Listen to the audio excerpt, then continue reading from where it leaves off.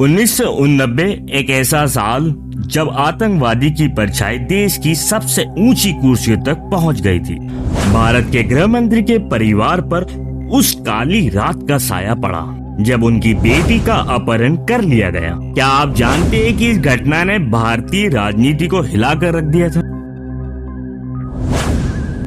9 दिसंबर 1989 की शाम रुबैया सैयद, जो कि भारत के गृह मंत्री मुफ्ती मोहम्मद सईद की बेटी थी, श्रीनगर से बस में सफर कर रही थी।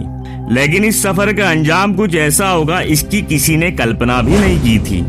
आतंकवादियों ने बस को रोका, रुबैया को बंदूक की नोक पर उतारा और अपहरण कर लिया। यह खबर आग की तरह फैली और पूरे देश में सनसनी मच गई। आतंकवादियों ने अपनी शर्तें रखी। वो चाहते थे कि 5 खतरनाक आतंकवादियों को तुरंत रिहा किया जाए।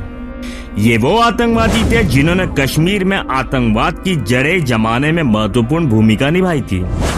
सरकार के सामने एक मुश्किल फैसला था, या तो अपनी गृह मंत्री की बेटी की जान बचाए या आतंकवादियों के सामने झुक जाए। मुफ्ती मोहम्मद सईद, जो उस समय गृह मंत्री थे, खुद इस दुविधा में थे। एक तरफ उनका पारिवारिक प्यार था और दूसरी तरफ देश की सुरक्षा। यह वो समय था जब हर कदम पर भारी राजनीतिक दबाव था। तत्कालीन प्रधानमंत्री वीपी सिंह की सरकार पर एक बोझ था। क्या वो अपनी सरकार को गिरने देंगे या रुबैया की जान बचाने का फैसला करेंगे? आखिरकार सरकार ने रुबैया की जान बचाने के लिए 5 आतंकवादियों को रिहा करने का फैसला किया। उनमें से एक था हामिद शेख, जो कि Jammu Kashmir liberation front JKLF का एक मुख्य सदस्य था। इसके अलावा नूर मोहम्मद काला, मोहम्मद अल्ताफ और जावेद अहमद जैसे अन्य आतंकवादी भी छोड़े गए। क्या आप सोच सकते हैं कि यह फैसला कैसा था? एक तरफ देश की सुरक्षा और दूसरी तरफ गृह मंत्री की बेटी की जान।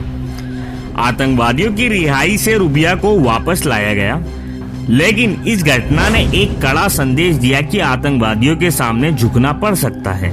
इसके बाद से कश्मीर में आतंकवाद और तेज हो गया। यह वह समय था जब कश्मीरी पंडितों का पलायन भी शुरू हुआ। यह घटना भारतीय राजनीति और सुरक्षा की दिशा में एक बड़ा बदलाव लेकर आई। लेकिन सवाल आज भी जिंदा है कि सरकार का यह फैसला सही था? क्या देश की सुरक्षा को दांव पर लगाकर एक पारिवारिक सदस्य को बचाना उचित था? इस घटना ने दिखाया कि किस हद तक राजनीतिक दबाव और पारिवारिक जिम्मेदारियां टकरा सकती है। 1989 की एक घटना हमें याद दिलाती है कि आतंकवाद और राजनीति के खेल में कई बार व्यक्तिगत और राष्ट्रीय हित टकराते हैं।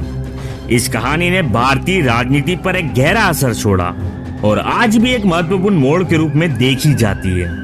तो दोस्तों, आपको क्या लगता है कि यह फैसला सही था? अपने विचार कमेंट्स में जरूर दें। अगर आपको हमारा ये वीडियो अच्छा लगा है तो हमारे चैनल को लाइक करें, सब्सक्राइब करें और हमें फॉलो करना ना भूलें। धन्यवाद दोस्तों।